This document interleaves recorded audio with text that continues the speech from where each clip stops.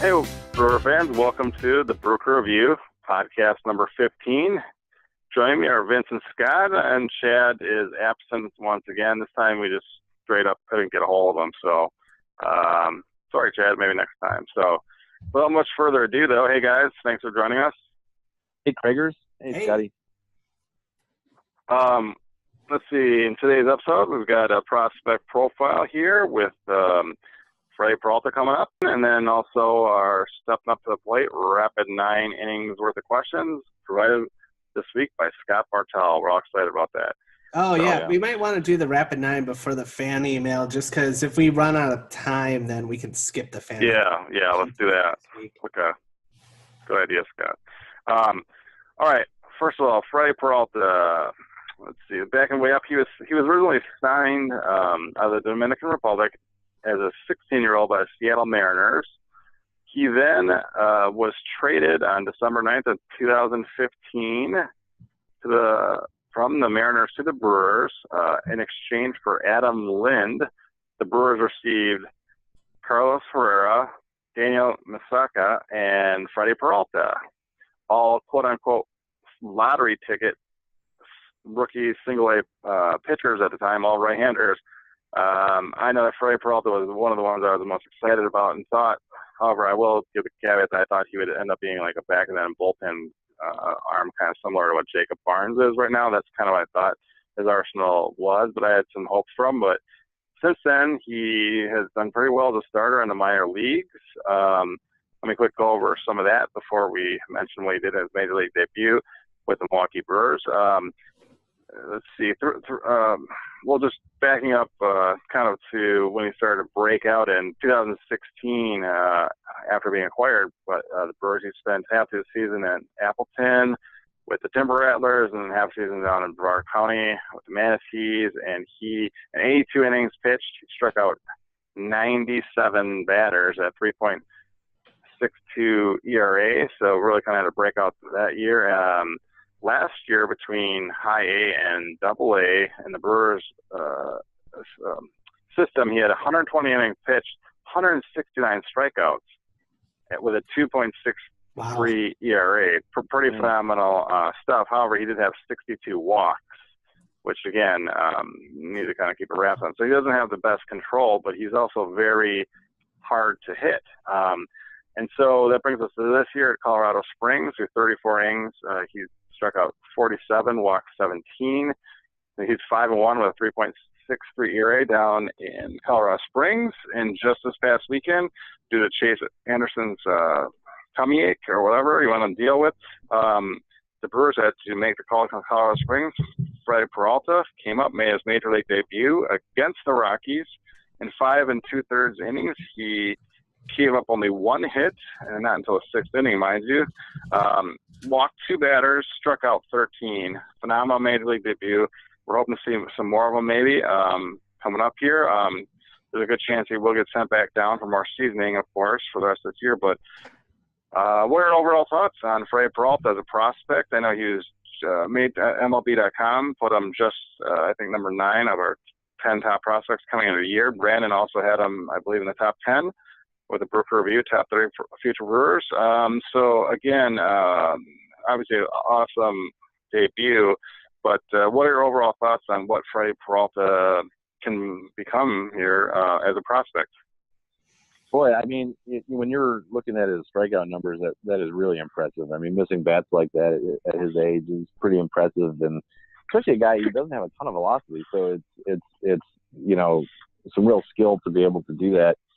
If he can hone down the walks and work on his control a little bit, he could be something special. You don't know. And I do think that we do have to kind of talk about the influence of what Derek Johnson might be able to do with a young guy with some of the raw talent that Peralta has. So all you can ask for is for him to progress like he's progressed through the minor league system, and his debut couldn't have been better today. Yeah, I think just watching him, a lot of his pitches have a lot of really good movement on them, which is always a good thing. And the first thing that stood out to me was the walks. But again, I took a little closer look, I guess, at his stats. And like you said, Craig, people don't hit this guy. And so even if he does walk a lot of guys, you figure what is a walk? Basically, a walk is like, it's bad, but it's like, it's not even as bad as giving up a single, right? And so if you factor it in and say, okay, all these are singles, whatever, look at whip. It's more important. And the guy has like, he's consistently like right around like a whip of like 1.1, 1.2. Like, he's not getting hit. And so I can tolerate the walks because of that. And so I think that all of those Ks mean that he's got a really, like, he has a much higher ceiling than I originally anticipated when we took a flyer on him. I didn't think that any of these guys were probably going to get to the majors, and to see the numbers he's put up is really impressive, especially, at a place like Colorado Springs. Yeah. Good point, Scott. Well, of course he wasn't in Colorado Springs the whole time, but still. Yeah. And he's putting up pretty good numbers in Colorado Springs this year, and that's sometimes a nightmare for pitchers, obviously. And he didn't have any problem in the center of Denver either, obviously. On Mother's Day, 13 strikeouts in his debut, pretty impressive. I think the number one thing with Peralta and why scouts thought that he'd probably end up being a bullpen arm was because as a starter, when you walk that many guys, your pitch count get really high fairly quickly. And the way that, people, I shouldn't say people, but organizations, I'd say coddle baby pitchers a little bit more than what they did in the past. I mean, I don't know. Growing up as a kid, I remember Ryan was on the, tail end of his career, but I don't remember him ever going on the DL with the stomach flu or something. And no offense, Chase, but that was kind of ridiculous. But the bottom line is, with the high pitch counts, once they approach 100 innings, managers are looking to give these guys a hook. And if he's going to be sitting at 100 pitches when the fourth or fifth inning rolls around, he's just going to scrape by as a starter. However, if he ever does learn with some more Major League Baseball experience, maybe some nice coaching to refine his control a little bit, let alone command of his pitches, then, he could be something special. I mean, like Vince said, he doesn't have the greatest velocity in the world, but the movement on his pitches is pretty phenomenal. So if he knows where the pitch is going to go, I mean, he could actually be one of those gems. And that's why, you do a trade like that, Adam Lind, a player you didn't need anymore at the time, and take a couple flyers on lottery tickets. Now, the other two guys are most likely not going to become major leaguers. Unfortunately, I think Masaka had Tommy John surgery, and he could recover from that. So, well, you never know. We could see something like that. But when you take a chance on a bunch of those lower-level guys, and if you just get one to become a major leaguer at all, you're going to win that trade. And Freddy Peralta is already going to be doing that. But if he becomes something even more special, then, wow. I mean, those are the type of trades you dream of. And let's point out, too, really quick, guys, that, Adam Lind was, he was valued by a lot of fans at the time, but he was not able to sign for much this past offseason. I think he just had a minor league deal with the Yankees the year before. He's been on one-year deals for the last couple of years. I know he was with the Nationals and the Mariners for a year when we traded him there. So, to get a guy who could prove to be a young, valuable pitcher for us I think it's a pretty good coup for David Stearns. Yeah, another perfect sell-high candidate. We could do a whole episode on just those.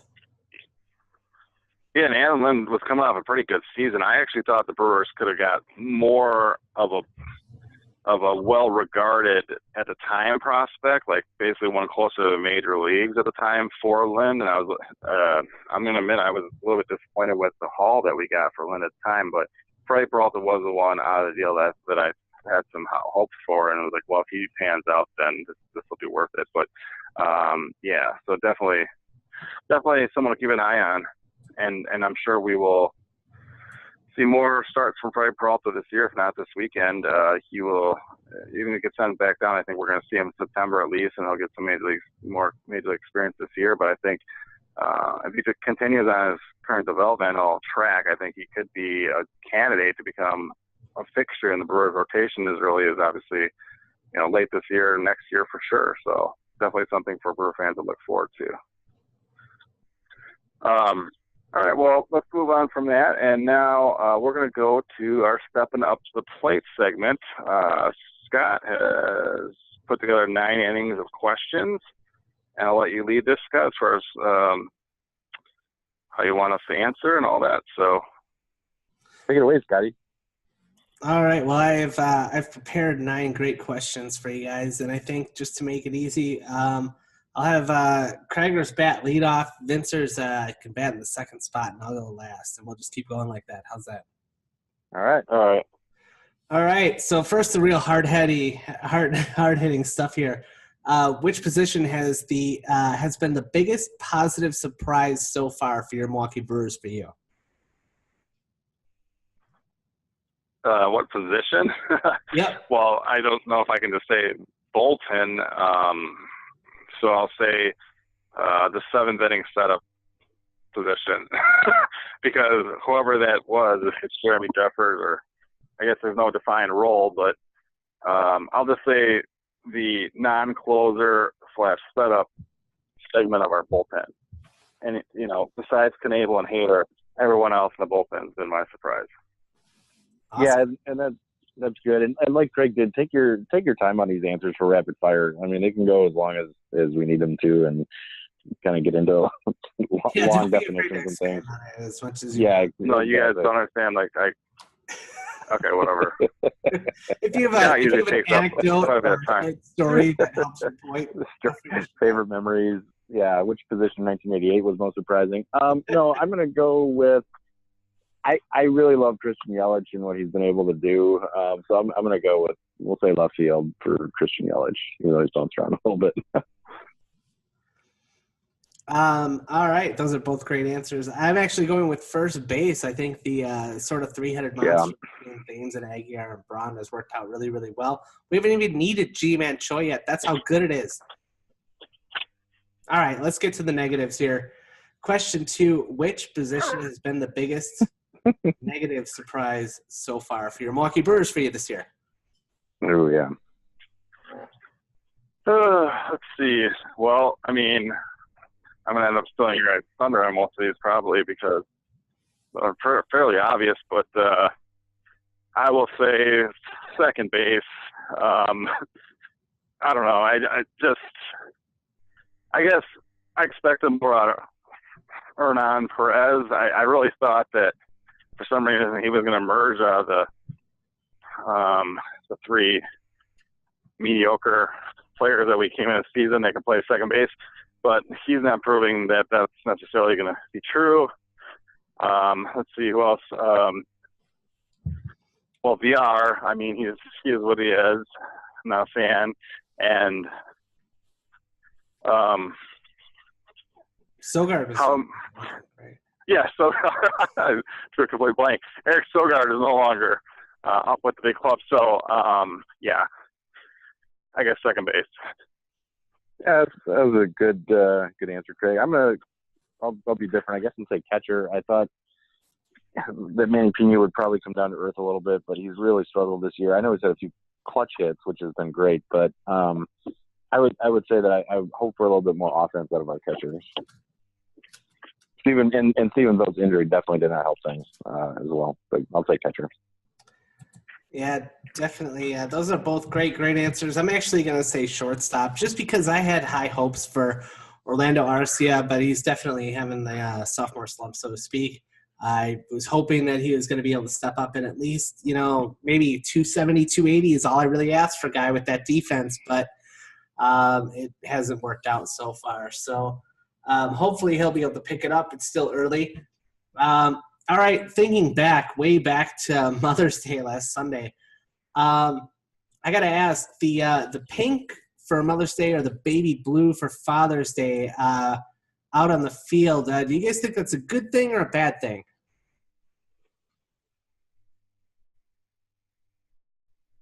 I'm completely indifferent, I guess.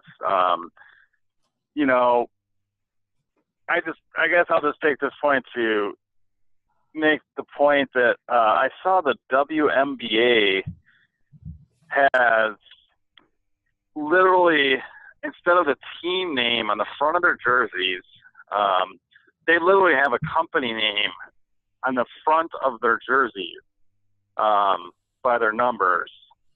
And I don't want that ever to happen in Major League Baseball or any sport any major sport for that matter. Sorry, I don't consider WNBA a major sport, or NBA for that matter. But anyway, I don't want that ever to happen. So I'm worried about something like that or other like gimmicky things. But this is, something that's felt for a cause, and to draw attention to life-threatening illnesses. So I can't say I'm going to be against this, I guess. So. Yeah, I mean, it's for 2 games a year. The uniforms don't look good.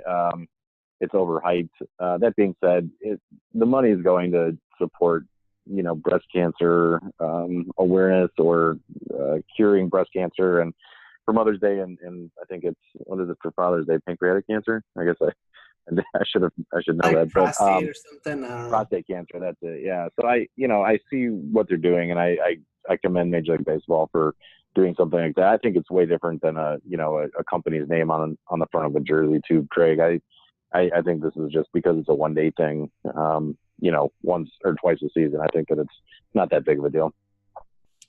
Yeah, I think, obviously it's a great cause. Unfortunately, you guys are wrong. What's happening?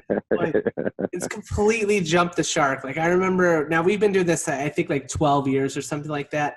And at first it was like, 3 players on each team are going to have like 3 pink items. And now it reminds me of like the Office Space. Like, everybody's got like 15 pieces of flair on. This thing has completely jumped the shark. It looks ridiculous, and I've had enough. So if you want to like put a little pink, I'm not saying get rid of everything. I'm just saying don't make it look ridiculous and dial it back. And I'm not even saying like I could go into a whole thing about Susan G. Komen and how like, they only like, they're definitely not the best as far as if you're going to donate money to them. You should just put the money in the hands of the people that actually need it instead of giving it to some CEO. But whatever. Aside from all that, dial it back. It's too much. But anyway, okay, that was my little mini rant. Sorry about that. We're going to have that dovetail in our next question here. What inning are we on, Scott?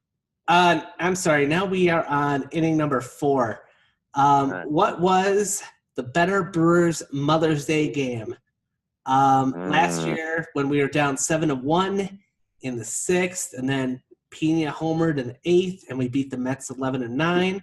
Or the very first year that I just mentioned earlier, back in 2006, when Bill Hall hit the walk-off homer with his mom in the stands at the pink bat. And he was one of only, I think, 3 people, maybe it might have even been less, that had the pink on. So it was kind of a bigger deal. Not like now when everybody's got everything. I'll just go with the Bill Hall one. The Bill Hall, like, because his mom was there, and I don't know, that's cool. Yeah, well, I mean, Brooker was more of in its heyday then, so there's also that. So. No, these are the glory years, Craig. But the Bill Hall game was pretty special. I know his bat's in the Hall of Fame, and that's pretty unique. You know what? I'll be different. I'm going to go with Freddy Peralta and the Mother's Day of 2018. I just thought that was such a dominating performance. His mom and dad were there at the game. It was literally the first time that they ever seen him pitch professionally. I thought that was very, very special. Yeah, that is pretty awesome. I think it was that they were expecting him to actually pitch for the Sky Sox, and they were just for that. Yeah. And they're like, I guess we're going to Coors Field. So that was definitely very cool. I'm actually going to go with the one where last year's game we were down 7-1. And Pena homered, and I think it was just great. I think it solidified him early, like as just one of the sort of clubhouse leaders, and he was so excited. And statistically, I guess that was probably the biggest comeback of the 3. So I'm going to have to roll with that. But let's move on to question 5. All right, we're going to get a little nostalgic here, guys. What is a baseball card that you got in a pack that you were the absolute most excited for? I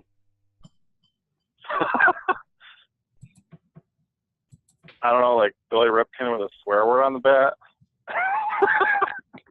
I actually just bought that card like a year ago because I have always wanted. I never got it. I got the whiteout version of that. No, what's really funny is I never got that card in a pack, but my dad wanted purchase it for me because he thought it was going to be worth something in the future, but he didn't have the $10 it cost from the baseball card shop. So he actually had to lobby my mom at the time to borrow $10 from her so he could buy me this card, and he had explained to her why, and that there was I was like, Dad, just forget it. Did it actually have the sticker on it? Huh? Did it actually have the he was going to actually give me the one with the F space on and this is where the handle. It all started for you. This is when you had became your favorite word. So great origin story. Yeah, that is. Yep. Yeah, and it's been used so many times over the years that we've had to have our interns, and I assume the value of that card, my dad said I'd be able to pay my kids' ways through college, so I'm assuming that the card, and 20 years from now will be worth quite a bit, but I'll have to check my Beckett magazine here, find out. But anyway, all right. $3. And think about how that actually wasn't my. We've had to bleep them out over the years. Yeah, we've had to bleep them out over the years so many times because of that card. It's amazing. Our interns working hard to make sure the people of West Dallas don't hear any cursing. It's pretty incredible. Think of the Craig, no need to wait. If he didn't no get need that to wait. card. No need to wait on the June Beckett, Craig. The intranet tells me that card is worth $5 right now. So it's reduced to half is what it was worth. Oh my God! And actually, on eBay right now, you can jump on and get a second copy for $1. Not much bidding going on at the moment. So maybe I just saw my Father's Day gift. So your dad's investment, unfortunately, is depreciated by 50 to 90%, depending on the source here. So that's not good. Most of his investments have, so it doesn't surprise me. My actual answer was, and again, this is really going to be dating myself, was the 1985 Topps Mark McGwire USA baseball card. Oh, that was a great card. Great card, yeah, I remember that. Let's see. Oda B. McDowell and Will Clark, I think, were in that set too, or something. Anyway, whatever. So was Milwaukee Brewers' own Don August as part of that Olympic That's right, team set. Yep. Okay, sorry, that's my official answer. Go ahead, Vince. I really liked them as a kid, so I'll tell you, I don't know if you guys remember, there was this set called Emotion that was made for just like a year or two, and there's kind of like these glossy, cool cards. They were really bad to get signed because you had to put like baby powder on them and things, but I just like the look of them. So there was a Cal Ripken card in that set that I happened to get in a pack when I was collecting his stuff, and that was probably my favorite. All right. That reminds me, I think there was I don't think it was it Score that had like not the hologram cards, but the kind where you could like look at them from two different ways and it would show two different photos. Oh, yeah. Or something. Yep. Yeah. Like, I thought those were so cool when I was a kid. But actually, I was so young that I got this card and I had no idea what it was. I just thought, and he instantly became one of my favorites, and it turned out to be pretty awesome because I think when I was about, I want to say 9 or 10 years old, I got a pack at Maxwell Street Days in Cedarburg of 1983 Topps, and that pack had Ryan Sandberg and the card of choice, Tony Gwynn. So I was very, very excited. That was quite the pack. So yeah, 2 Hall of Fame rookie cards in one pack. Jesus, yeah. That's awesome. Yeah, Tony Gwynn was my favorite set of all time too. Yeah, that's awesome. Yeah, good songs.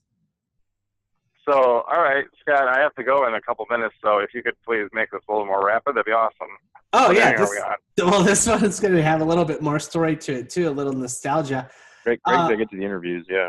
What was a baseball card that you always wanted to get in a pack and you never got it? The one that got away. I'll ask the question about baseball cards. Wow. I don't know, like a Robin Ventura rookie card or something. I don't know. Let's go with that. Yeah, I don't know. I'm not sure. Scott, I tried to complete a set one time by getting just packs, and I never quite got there. That was like the 86 top set, something. I was really little kid, but yeah, something. I guess just not completing it. I have two of them. I really wanted the Upper Deck card number 1, Ken Griffey Jr. And, great Ooh, card. that was like the holy grail at the time. And those were like $1 a pack at the time, and that was a fortune for me as a kid. Yeah. I never ever got it. And honorable mention goes to the Bo Jackson card, the Bo Nose card with the black and white or whatever. It was it was his baseball/football, whatever. Never got that one either. There seems to be a variety of prices, but there's one of that Griffey Upper Deck card selling for $455 right now on eBay. Ugh. Yeah. Oh well. Maybe Chad will get it for you for Christmas on the Brew Review Christmas Exchange. Oh yeah. Maybe someday. Depends how he's doing on gambling that week. Yeah. All right, guys, you're gonna like this. Question Next 7. What is a food that you should never eat when tailgating? A garden salad. Tofu or a veggie burger. Both great answers. I would also say ribs, even though it's a very manly food. That's a lot of work. You're going to have barbecue sauce all over the place. It's a nightmare. And runner-up is pizza. Like, don't get pizza when you're tailgating. It's stupid. Like, no. Scott, you don't have to eat ribs with barbecue sauce. The dry rub is supposed to be enough. You should go light on the sauce and just heavy on the rub. All right, if you're going to do it, then do it Vince's way. But I'm telling you, man, you get that stuff, you're going to get drunk. You're going to have barbecue sauce all over yourself. Not that I'm speaking from experience. Moving on to question 8. What's the best Brewers-related commercial? I was trying to think of them, and it's a pretty short list. I'm shocked at how very few people in the Brewers organization are in commercials, but I'd like to hear your favorite. I'll just go with does it count Bob Uecker must be in the front row one? No, that's a good one. Absolutely counts. Okay, I'll take that. Yeah, that's also my last question, probably. We only have one more, Craig. Yeah, Craig, just stick around. You're fine. Okay.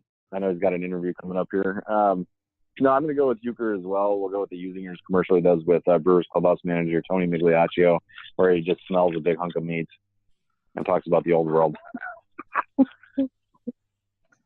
Those are both absolutely phenomenal picks.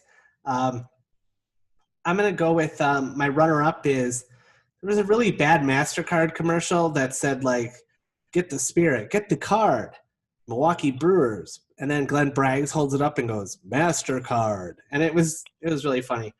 But the number one was actually a Brewers-produced commercial with Robin Yount. He was, like, on his motorcycle again, driving upstairs, and then, like, he was like flicking his throat to sing "Take Me Out to the Ball Game" to get people hyped up for the Brewers season. It was absolutely ridiculous, but also very weird and funny. So that gets my pick. But question 9. Awesome. Best Milwaukee bar to watch a Brewer game. I know we have a lot of memories here, so take a trip down memory lane. Oh wow. Who's our sponsors? Well, we're trying to wrangle one in with this, I think. So our intern can provide a list for you. She'll get that here in a second. Yeah, Bubbles ought to have one soon. Yeah. I'll just be a company man and say TGI Fridays inside Miller Park so you can see the game. So, all right. See you later, guys. Don't forget to wrap up the show. Oh, all right. We'll do what we can. Do you have a date here, or what's going on?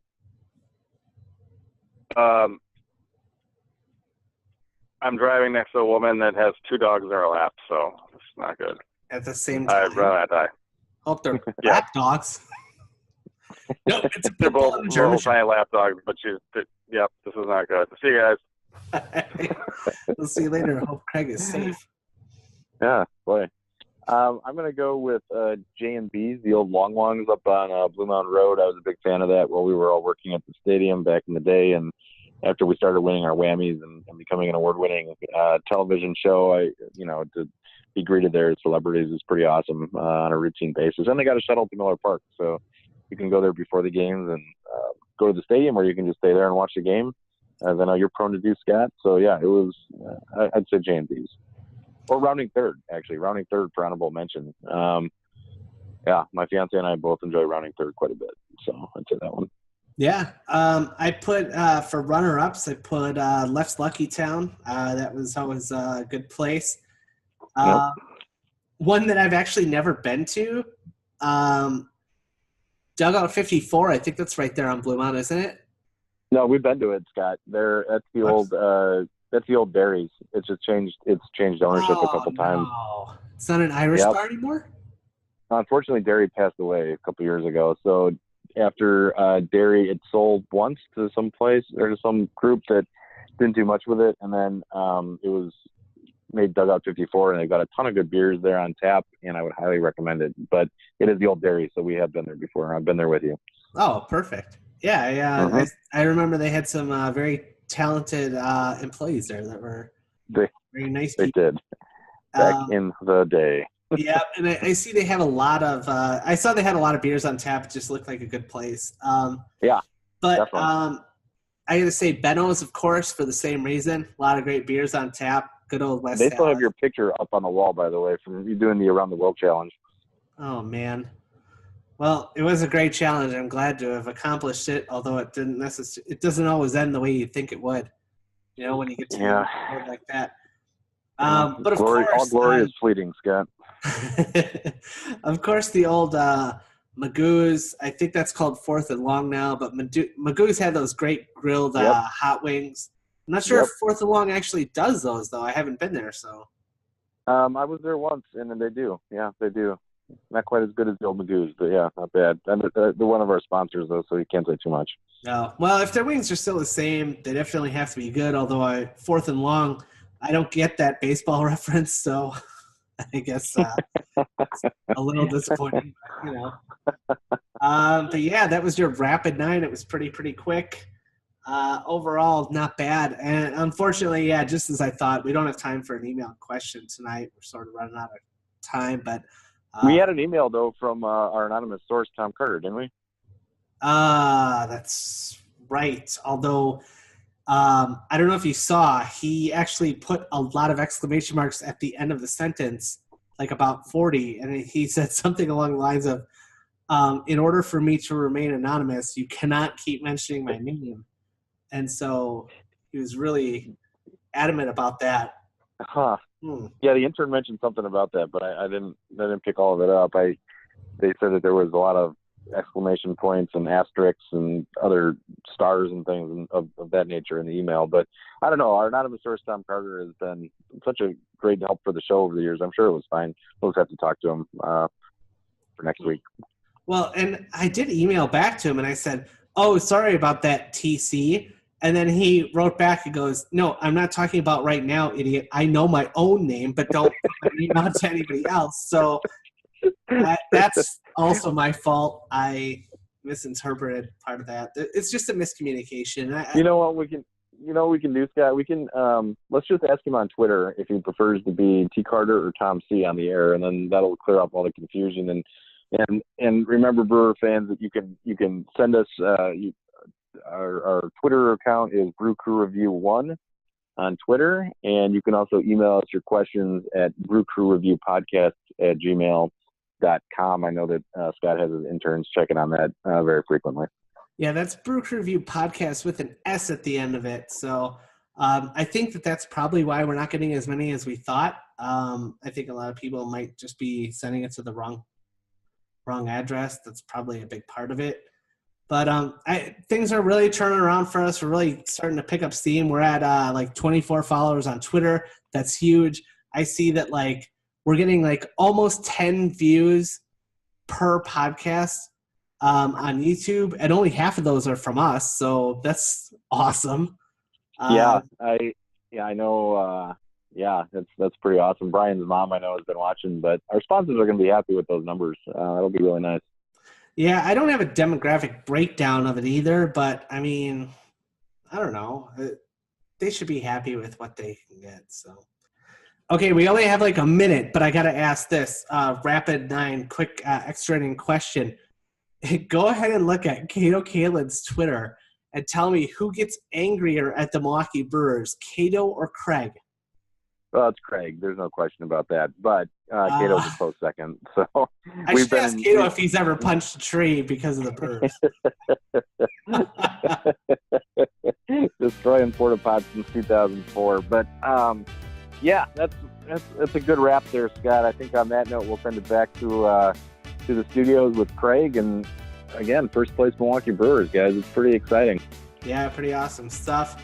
Keep it up, Brewers, and of course, stay classy. Stay classy, Arizona.